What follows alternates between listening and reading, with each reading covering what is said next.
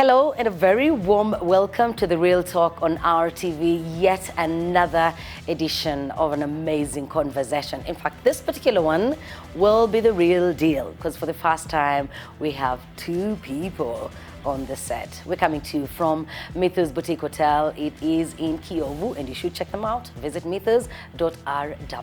My name is Jackie Lumbasi.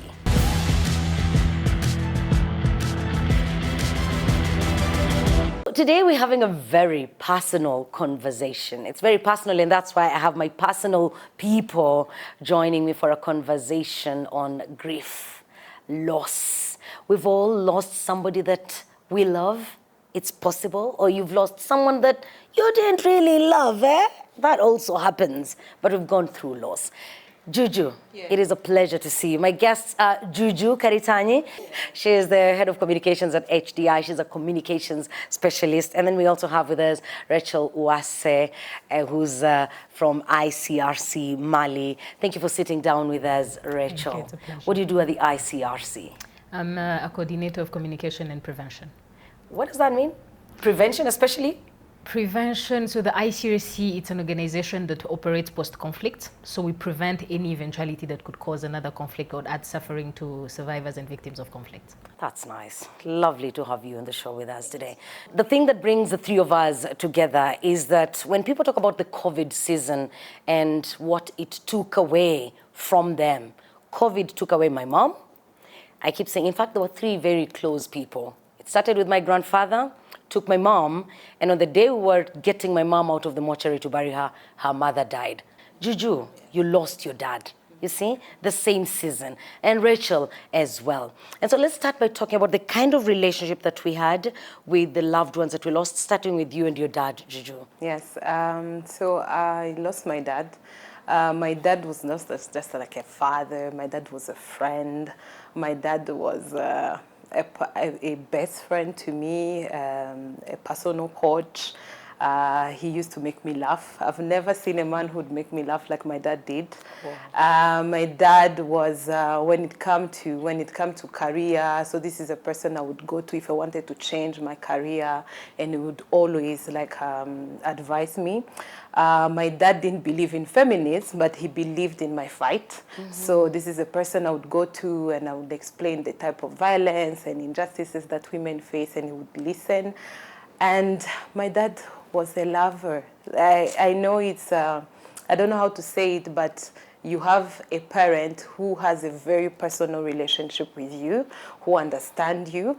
And I remember growing up, he would say, I have a young sister called Juliette, and he used to say, Juliette is the obedient one. Mm-hmm. But this one, if you want her to do something, you have to negotiate. Wow. I love the fact that he took time to know me and the rest of my siblings. So he has a very personal relationship with each one of us. So that's the person that he was. And he was very handsome, very handsome. My dad was, I think, the sexiest man in the world. He was really handsome. Yeah. Mm-hmm.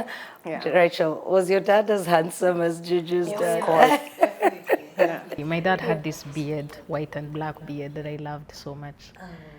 My dad was, to me, how can I say it? Everything you can define as beautiful and genuine. He was that, everything.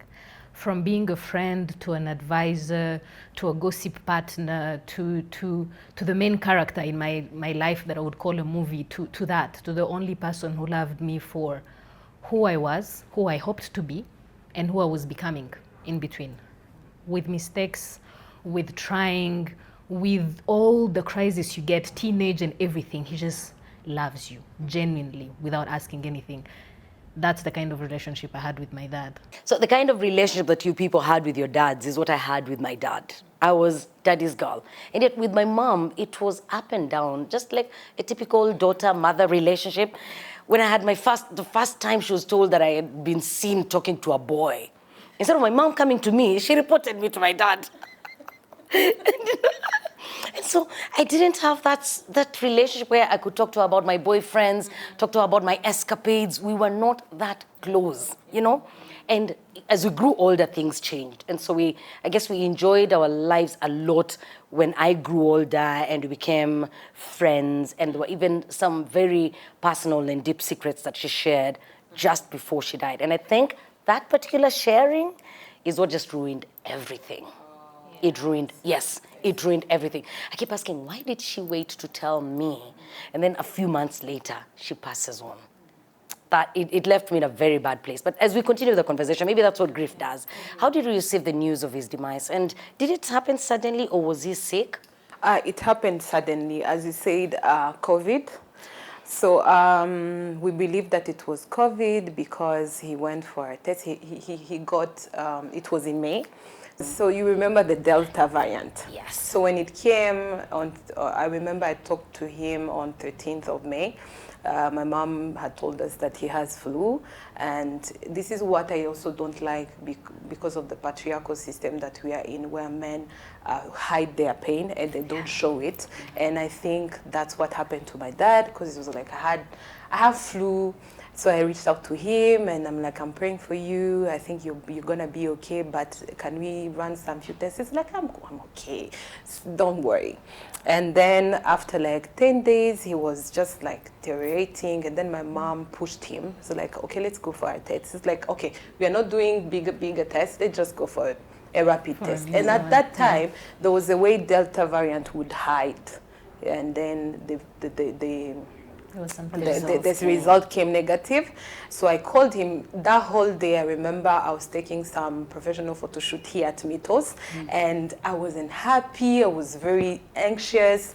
And then in the evening, I called him because there was an eruption, volcanic eruption in Gisenyi, in Goma, and they were living in Gisenyi. So I called him, asking him if they can come to Kigali. So he said, no, we are fine. I'm from the hospital. We are all okay. I'm going to take my medication. And then during the night, he passed away. And then they called us because I sleep with my phone. My phone is always on silence, unfortunately. So they called us in the night, because what my mom told me is like we went to sleep, and then then he woke me up. He just touched me. By the time I opened my eyes, the person was gone. And then he just slept then. And then my brother in the morning, like around 5, he came to our room knocking. It's like, hey guys, woke up. People are saying that dad is dead. I'm like, people are saying? So now for me, in my head, I'm like, okay, the eruption has come to Gisenyi, and it has reached to our house because we live near the border. And that's the first thing that came to my mind. By the time I went to my phone, I just saw his face on all status. And I was like, wow. So I got the call, and eventually it was true, he was gone. And that was really sad. And I don't know, here I also want to tell people, especially in this era of social media, because I know so many people who knew about the passing of my dad, close people from social media. I would advise people, if you're not a closest family member, please don't rush to break the news. Yes. You know, this social media has I know done that has affected some of my family members, because some of them knew about it on social media. Yes. So please, if you're not a close family member, abstain from sharing on social media. You did not point on the fact that both our dads were pastors. So sometimes... Oh, they were. Yeah. Yes, they were. So sometimes it's however much you really want this news to be broken by the family and family alone, these people have been public figures their whole life, so everyone feels like it's family. They're entitled. And they're entitled, it's my dad, and spiritual dad, you know, it's just their dad, it's their person, and they feel like they have the right to do it. Yeah. It's really heartbreaking. What she said, there's nothing as painful as that, as finding out. Finding out on social media, on people social sharing media, before yeah. you. My How did you dad- receive the news, Rachel? I was with him. When it I was happened? with him, yes. Oh my God. My dad was sick. He was sick for a while. He had a stroke. He had a stroke 3 times, but recovered the 2 first one very, very quickly. So the third one was a bit hard, and he was sick for 3 years. So he couldn't talk for 3 years, in and out of the hospital. But then at some point he was okay. In January, I remember he was very fine. I went to see him. I had gotten a mission to go to work in Ethiopia, and I was very excited, you know.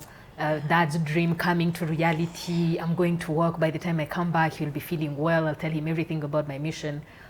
I get in Ethiopia, I think 3 weeks later, my little sister calls me. I think I still have the screenshot. I took that screenshot. I don't know why. As she said, that morning I woke up and I was just not feeling okay. I was feeling sad, feeling low, just you're anxious, you're just not feeling right in your body, you just don't feel good. You know, so she calls me and she's like, by the way, dad is sick, we just go to FISO, but because he has low oxygen, you remember back in COVID, you have a headache, fever, and low oxygen, it's COVID. Yeah. They take him to Nyarugenge hospital, do the test, PCR, he doesn't have COVID, so they take him back to Sehashka. And he was in the ICU for, he was okay. The first 2 days he was okay, then oxygen, he couldn't breathe well, so ICU. Then they called me. When they said they took him to ICU, I don't know, I knew it. I felt it. You just feel like your heart is going to be torn. It's not yet there, you're not yet bursting, but you just feel like you're going to die. So I just told my boss, I was like, I have to go home. Dad is not well, he's in ICU, and I have to go home. So I came, stayed with him for 2 days. The third day he was okay. They even woke him up. You know, I did his manicure and then made him his favorite juice at home because they told me he can have juice in tube. You know, and I stayed at the hospital. So I was about to leave with my best friend. And then we're like, we just want to leave and then sleep. What's the point? Let's just stay.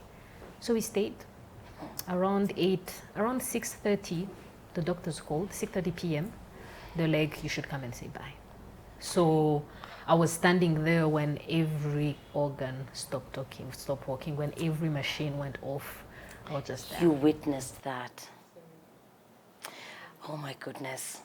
So, you know, when you say that, I wonder if it would have made any difference for me had I been with my mom at the time she was going. Because one of the other things that I struggled with was the fact that I didn't get to see her. I didn't get to say my goodbyes. And someone will tell you, I asked my mom for so long that, you know, I prayed that she goes. And you're saying, you prayed that she goes. But then when she went, you still cried. And so I guess the impact does not change. It doesn't matter whether you're there or not there, whether you nursed them for long or not. It doesn't change much. Yeah. We are so glad that you're here with us on The Real Talk, and we try to go deep into real, very personal and private matters on this show. We want to have real conversations. Thank you for being part of it. And please talk to us online. Use the hashtag The Real Talk. You have a comment, a question, you have a suggestion, please feel free to drop that and we will respond to it.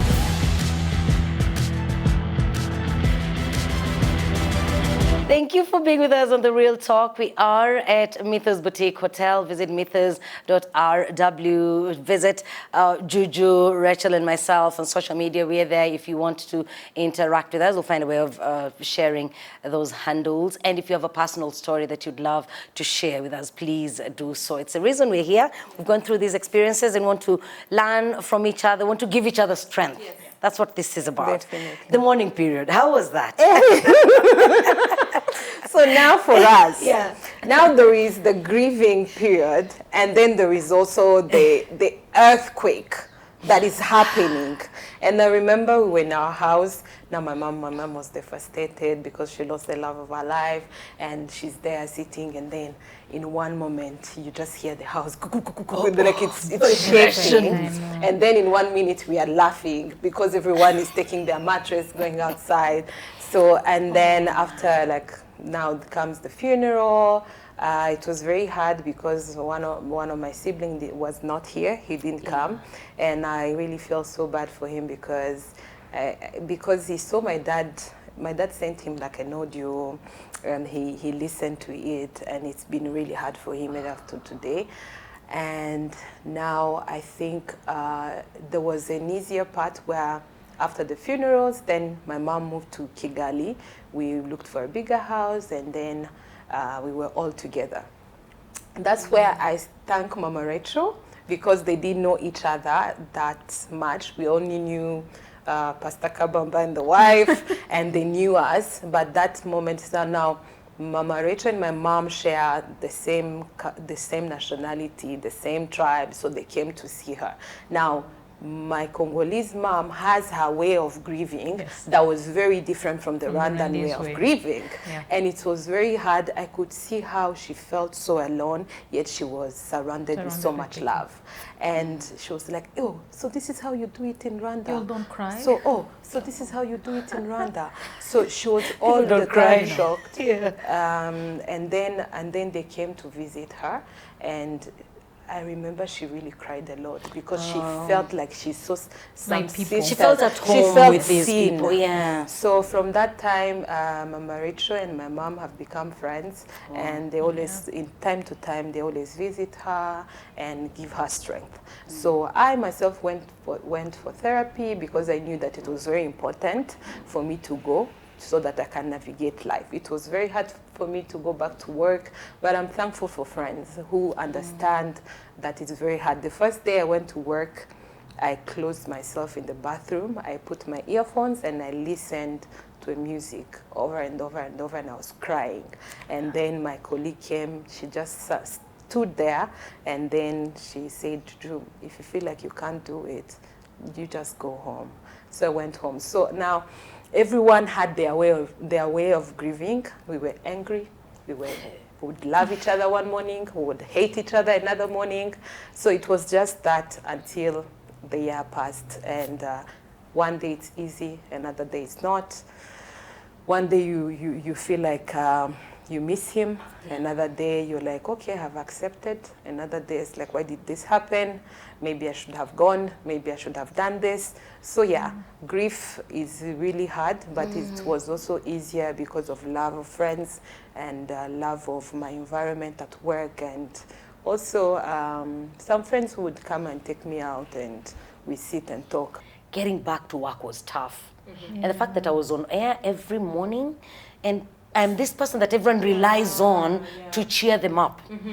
The toughest hours of my day was 4 hours in the morning, because I had to go switch on the microphone and be the very hyper and happy, bubbly Jackie. And then after go back to yourself. The moment the microphone would go off, when the music is playing, I put my head down, I cry. And I have to try and make sure people are not seeing my colleagues. Like, I don't want to affect everyone else. So I don't want them to see me crying. And sometimes I would hold, but immediately after the 4 hours, I go to the bathroom, I lock myself up, I sit on the bathroom floor and just cry. And that went on for months. It went on for months, and I resented people. My friends tried to come close. My siblings wanted to check on me, but I just found myself in a place where I never wanted anyone. No, I left. Yes, you know, I didn't want. I don't know if you felt the same, Rachel, like that resentment. I just left. I wasn't here. You left. I came on leave, so I was supposed to, when Dad was sick, of course, I took a leave and came here. And then when he passed, I told my boss, and my boss was like, take your time. So Dad passes, and there's a week between when he passes and when we are supposed to bury him. And I just observe how many people come around, and the tears and the pain. It's now that I'm grieving my dad, surprisingly. Because then I was more in a place where I was in so much denial that all I could see is, if 100 people can cry and he can't resurrect, maybe if tomorrow there's 120, he can come back. I was obsessed. I was just in this belief of, there's no way. There's no way he's gone and gone for good. We must do something. I mean, you seen, I grew up in a pastor's family. You seen, you repent. You know, you make a mistake, you have a second chance. You mess up at work, you apologize, you write an email. There should be a way. There should be enough tears, enough cry, enough pain to bring up someone who you love. It's not like, okay, Dad is dead. Okay, now I know that you're dead. Now back to business. Before you die again, tell me, what am I supposed? It's not there. It's just one moment you have hope that this person is going to be there and they're going to wake up, and one other moment, it's a forever thing. It's a feeling you've never had in your whole life. It's you can't explain it to somebody. You can't tell somebody that you're hurting to a point where you feel like they're understanding how you feel. So we buried my dad on Thursday, and Saturday I was gone. Oh, goodness. Went back to Addis. No one knows me. No one knows that I lost my dad apart from my boss and the colleagues. And then they bought me a puppy. That was cute. Your colleagues? Yeah. But what I did was, for at least 2 months, I used to go to work at 8, come back at 5, take as many sleeping pills as I can, and sleep. till the next morning. Most days I used to sleep from 6 p.m. to 6 a.m. Most days. Because I just couldn't believe that, first of all, I'm living a dream. I'm an expatriate now. I have this beautiful job. It has always been my dad's dream, and I cannot tell him about it. Yeah. You cannot see it. And then apart from that, everything is new. I need my dad to tell me what to do. Yeah. I need him to tell me that this is how they manage money, this is how you talk to strangers, this is how you live when you're by yourself. He's not there. He's neither there to tell me that, hey girl, he used to tell me that I'm very proud of you. He's neither there to tell me, don't do this, don't sit like this, don't talk like this. He's not there, he's just absent. So for me, it was more of pain, I lost my dad, anger of how dare you leave me, you know, and then anger toward God, and I'm like, am I not kid enough? Don't I look like I need my dad? You know, this wasn't even about friends or family. It was just something so personal with the universe, with God, with everything. Why? Why now? However much, and then I hated it. This is something, honestly, if anyone is listening, stop he's resting. However allow him much to the rest in peace. yeah. You know? However much the person was sick, however in pain they were, however, we hear you, they mean well when they tell you that he's resting now. They mean well. But you're telling me that the person I love is resting now, as if so I it should was just chill. tiring Yeah. to be with us, you know? And it just, and they keep saying it over and over again. You post a picture and everyone is like, yeah, you should let him go. And I'm like, I'm not holding him. Trust me, if I knew how to, I could have held on to him, you know? So I want to let go, trust me. They're like, no, let him rest. And I'm like, do I look like I have a choice? I've let him rest. If I could hold on to what you're saying, I could hold on to him. So grief is painful. Yeah. Grief is painful, but it's not just the pain of a heartbreak. It's not the pain of difficulty at work of they fired me. It's not that. It's a different pain. It's something you've never lived. It's something you've never seen. It's something it's not written anywhere. There's nowhere to maneuver around it. It's just there. It's a take or leave it. It's this heavy stone that someone presents to you and it's like, hold. But there is no but holding. Hold. Whether There's you no are but. ready or not, whether you want it or not, just hold. That's it. No matter how heavy it is. So sometimes you hold, you fall with it, but you have to hold. And it's just so painful. So as a godly, a religious person, and you've lost your father who's a pastor, because I know that I stopped going to church for a while. I had all this against God. I said, for the sake of my own peace, then we will revisit this. I wonder, did you go back to church immediately, or did you also struggle to forgive God? I struggled after. Immediately I did. I needed strength, and I knew there was no way and nowhere I was going to find it. All my friends were far away. Deliberately, I wanted to go.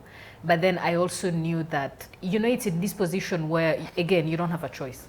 It's like, so God, I don't know where to fetch strength elsewhere. We will revisit the fact that you took my dad later, but I need you now. It's then after that I was like, so I walk like that, righteousness, faithfulness, what happened to that? But then right after you think and you're like, how lucky you were to have these people. You'll hear people talking about them and you're like, wow. Yeah, it was a blessing to have them. Yeah, it was a pleasure. It was an honor.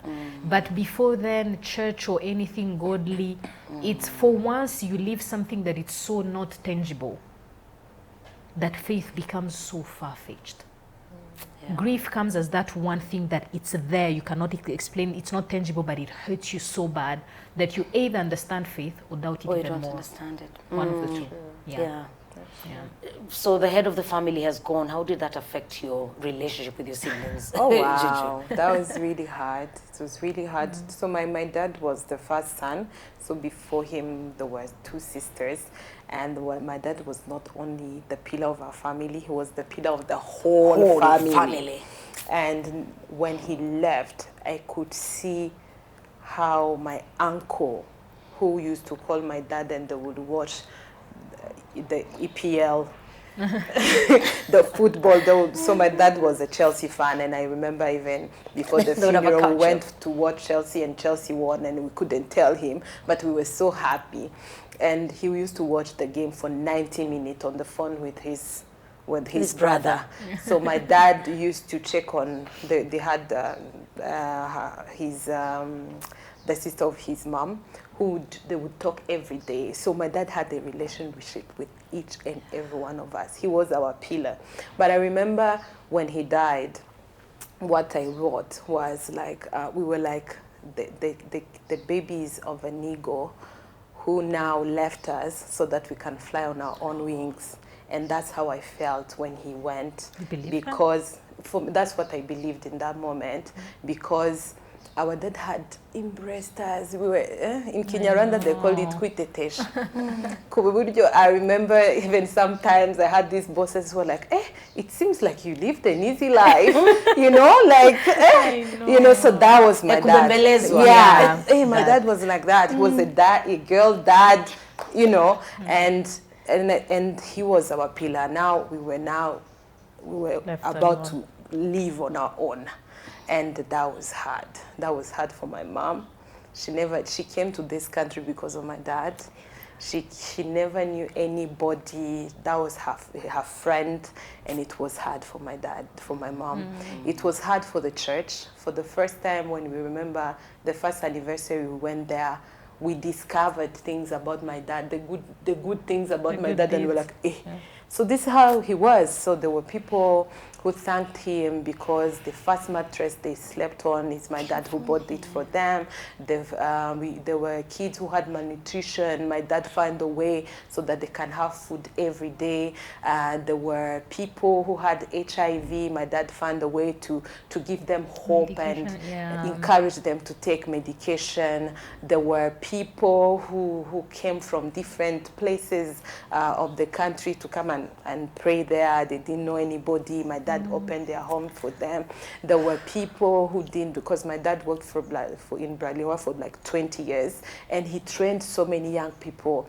So when we were there, that's when we listened to those stories, and we were like, okay, so he wasn't just a hero for us. He was a hero for so many people. So he was a person of, like, a community person. That's what I would say. And he was not only a pillar for our family, but also for the church, even his own church. And that we felt that absence. Even up to today, I still feel like we really lost a great man. And today when I look back, I'm like, I want to be like half of who he was. And this is what my therapist told me. He's like, you can never escape pain, but at least what you can do is to do a positive revenge where you can emulate the good things that he was. And when people see you, they see him in you, that he didn't die, he still lives in you. So yeah, that's what I would say. I want to come to that in just a bit. We thank you so much for joining us on The Real Talk. I'm talking to Juliette Karitanyi. I have Rachel Uwase as well. The thing that the three of us have in common is that in 2021, we lost people that we held so dear. And so we're talking about grief, loss. We're talking about what that does to an individual and their family. Thank you for taking part, for sparing time to join us, and please leave us a comment using the hashtag The Real Talk. That's on social media. We are at Mythos Boutique Hotel in Kiyovu. Visit mythos.rw, and when you have time, you pay them a visit in Kiyovu.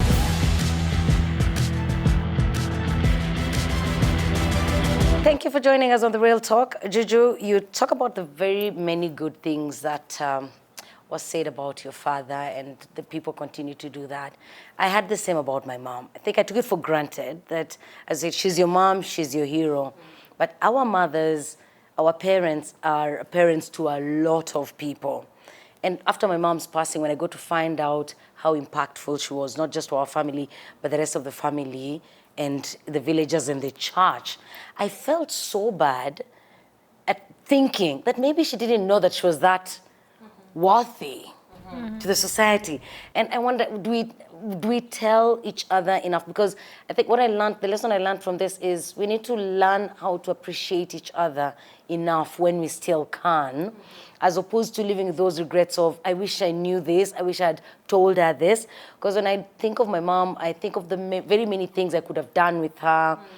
Before, just a few weeks before she passed on, I was telling her, oh, you know, I'll be coming home for leave. And then she says, oh, I'll come over, then we can drive down together. And we're looking forward to that.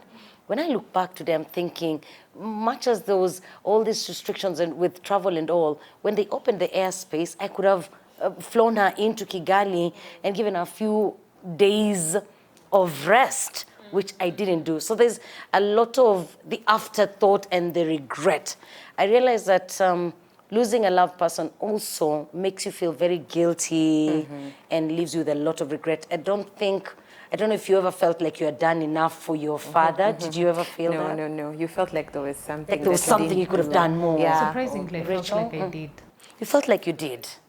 That's good for you. Did everything for him, but I felt like by the time that passed, he genuinely knew how much I loved him.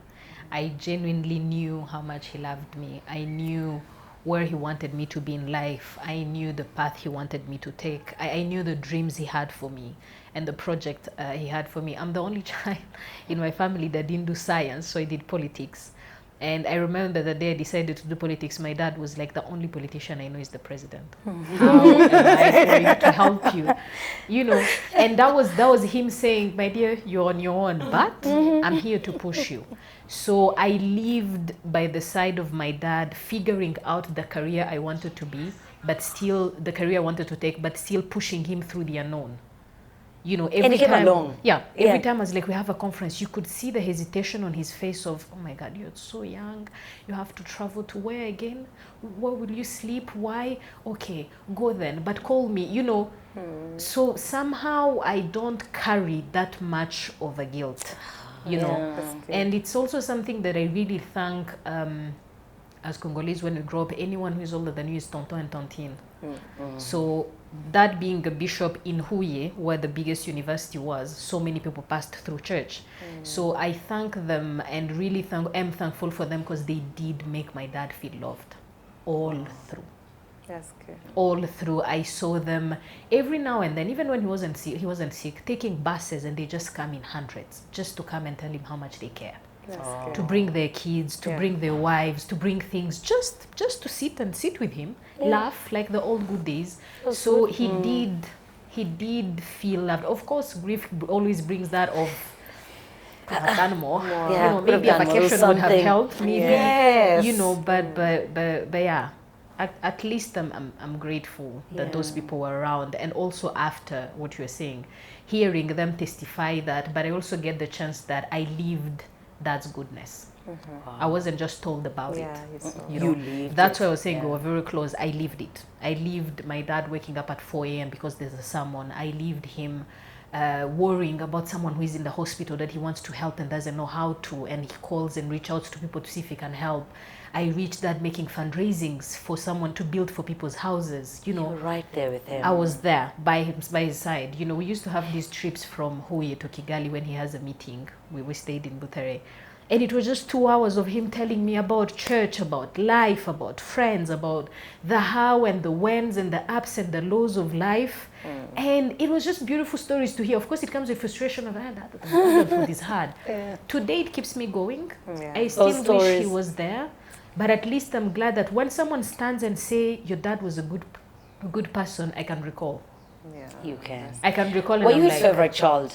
You want more. You really want to fight. I would say to some extent, yes. How many kids are you? No, I'm not the favorite child as per se. So there's 3. I have a big brother. I'm the middle child. You're in the middle. Yeah, but then I'm 12 years older than my little sister. So you enjoy. I did. Yes, you can now see why. Hence the relationship. I see where that comes from. And you have a tattoo, Yes, I do have a tattoo about my dad, about flowers. What does it say? It says that with a heart and the roses. Me and my dad loved flowers so much, and he used to give me some. And then it's the date when he was born and when he passed. This was a way of me having him hold my hand, if I would say. having the feeling of him holding my hand, or grief also brings that feelings of maybe I'm not mourning them enough, or Yes. maybe I'm not crying Felt that a enough, lot. or maybe I'll forget their voices. So this was me saying, forever, for life, he's here. Every time I kind of feel like I'm not mourning enough, I'm not crying enough, I just touch the tattoo and I'm like, nah, I am actually mourning him the right way. Yeah. And Also, I also felt that. I keep feeling it, and it's not a feeling that has gone. Yeah. That's painful. I won't do that. I may not go that far, but I'll find ways of paying tribute. Juju, the memories. So you say there's the guilt, there's the regrets, and there's memories as well. Today when I see a nice colorful dress, I think of my mom, because she'd have looked very nice going to church in that dress. Are there things that you see today that bring those pleasant memories, that make you miss daddy? Yes, there are lots of them, but I will just say one. My dad, before he got saved, before he became a pastor, my dad loved music. He was also my dad was a fan of Bob Marley. He was a fan of Madonna. Sorry, he was a fan of Britney Spears. I remember he brought a CD of Britney Spears at home, and I would listen to those songs. So even my mom and dad, the first time they met in a club in Congo, and apparently my dad came and asked her for a dance, and they used to go to dance. Wow. So one of the memory I remember, it was a Saturday. We were having breakfast, and then my mom said, "Let's pray," and there was music playing, and then "Stuck on You" was playing. And I remembered how he was holding my brother. So we lived in Gisenyi, we lived at the beach, and every Saturday used to be a beach time. So I remember this specific day when that music was played. We had gone, I had flu, we all had flu, and then we didn't brought our swimming costume, and dad said, let's go and swim, because he wasn't good at it, but he wanted us to be in the water, and I was like, we have flu. He's like, you will be fine, you can come in with your clothes. So we went in with our clothes, with flu. We had a good time, and I remember we were just walking with in the sand, and when we were passing by, I just saw my mom and dad. So my dad and mom used to kiss in public. So he was just they used to do that? Yes, they were like lovers. And then, so my dad grabbed my mom, and then they were dancing "Stuck on You." And then when we were about to have breakfast, so then I was crying, and then my mom is like, we're about to pray so that we can eat. Why are you crying? And I'm like, I just listened now to "Stuck on You," and then I repeated the whole story. So we cried a little bit. So that one was what defined him, a lover, someone who had fun. I remember, and that's why for me is my dad as being an unsaved person, and then the saved person. That's like two different worlds. He fully lived his life, fully. And what would be the memories for you, Rachel? I would say my dad's laughter and his pain perdu. The pain perdu, it's a bread that you dip in milk, you dip in eggs, and you fry it. It was the only thing he knew how to cook, but he did it perfectly. And he used to do it on really random mornings. You just wake up in a good mood. And his laughter. My dad had a beautiful, loud, extremely loud but genuine laughter. You know, anyone who knows him, and I think it's one thing that I'm really grateful that I took from him, the joy. I can laugh for days. I can laugh for days. It's the same thing with me, because my mom she had a very genuine, in fact, the voice is my mom's. Like, I am a photocopy of my mom. I look like her. She was only slightly taller, but I laugh like her, I talk like her. I think when my dad hears my voice, it's like he's hearing his wife's voice. And there are times I am looking at myself in the mirror, and there will be this expression that is so my mom, and I find myself talking to myself. I'm like, hey, that was mommy for a moment. So I have such moments. And so I would love us to go to 6 Qs, but just before we go to 6 Qs, I would love us to share a message with someone that is going. So we've gone through this season, and it continues. People don't heal in a day. Maybe it takes really, really long. But there could be a word or two that you can share with someone who's finding themselves in a place where they're being judged. Because again, mourning is taken differently. As you said, you post and people are saying you are over posting. People invite you to join them and they wonder, why aren't you coming? And sometimes you want to be left alone and they want to be there. And it's a whole world of confusion. Just a message to that person. Yeah. I would say, I would tell that person that grief is an unknown feeling. Don't let anyone make you believe that they know how to maneuver or navigate it.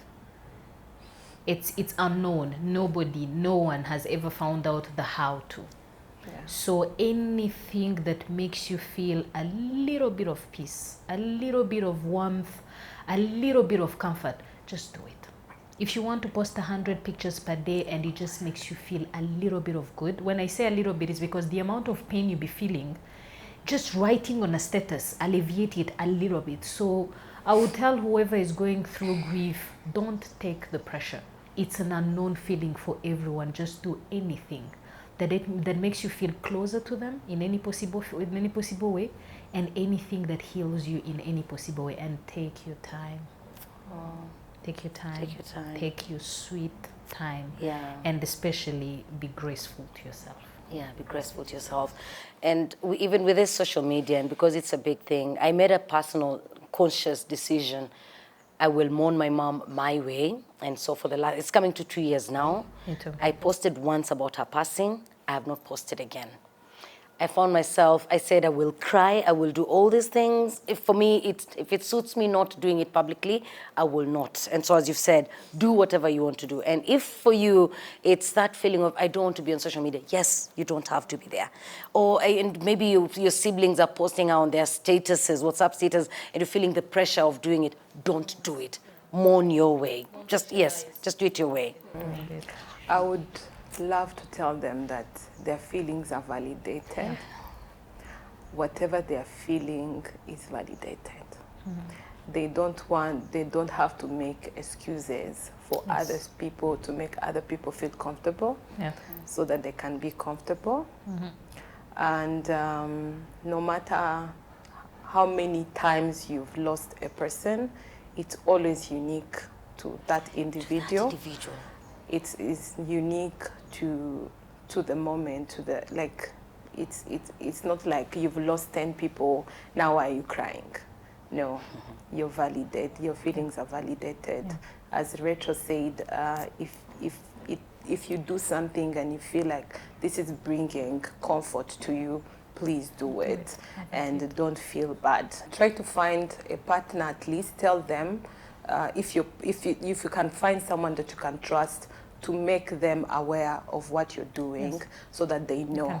Because so many things can happen. You can have suicidal thoughts, you can have anger towards people, you can have anger toward the system, you can do so many things, but just know that what you're going through is validated.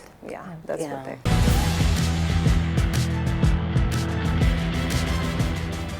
So we'll have 3 questions taken by Juju and 3 taken by Rachel. I am amazed at how I've done this whole show without breaking down. Juju, I couldn't hold it. All of us.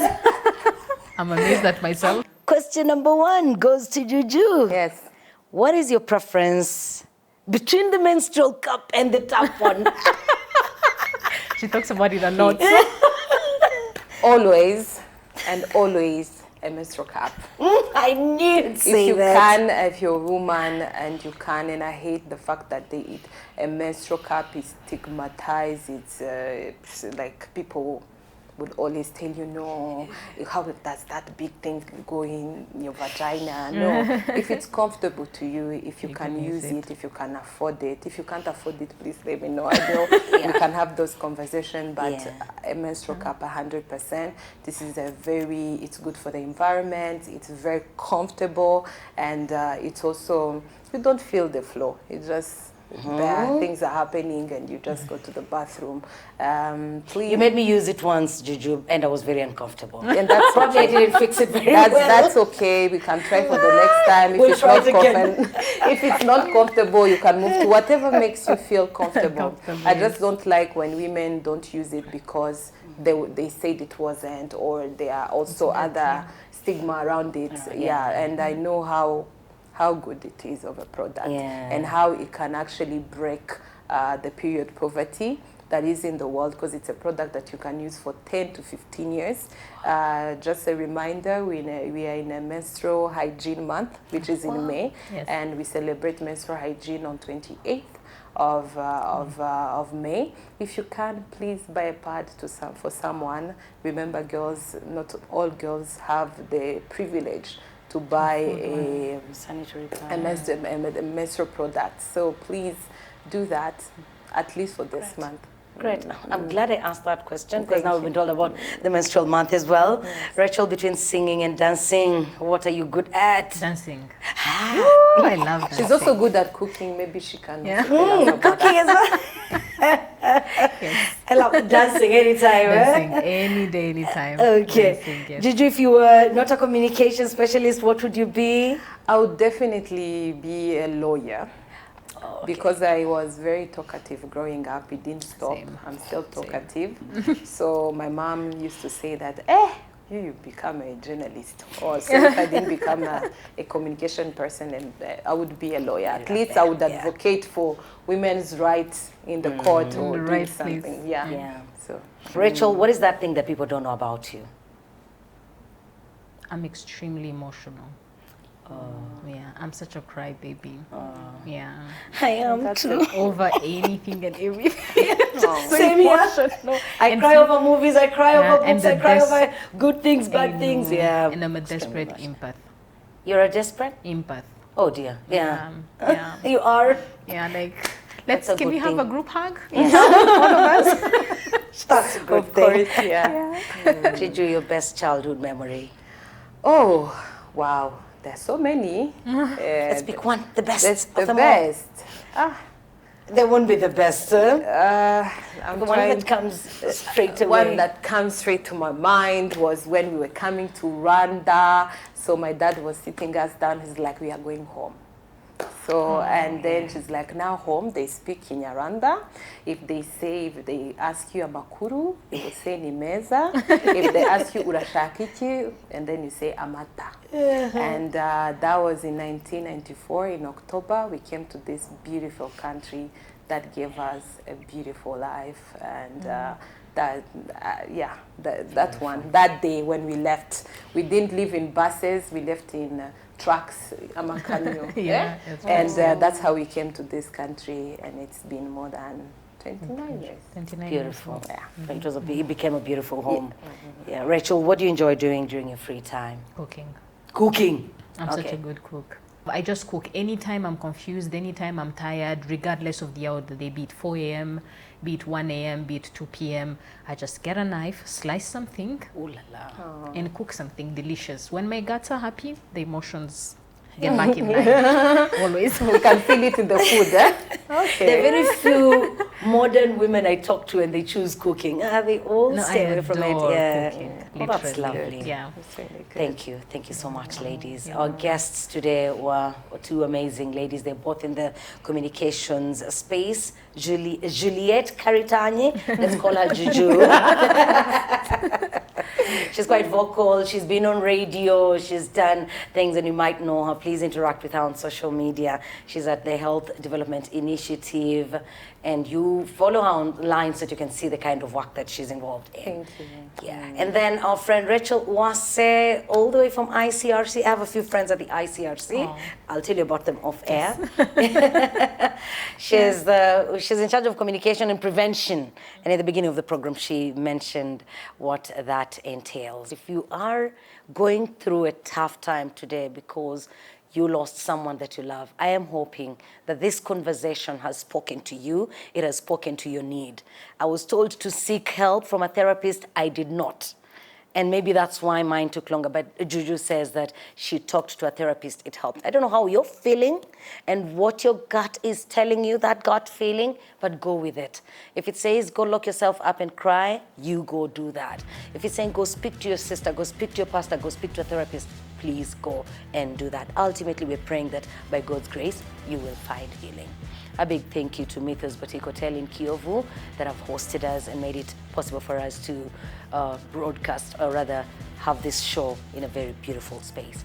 And thank you. We will see you next week.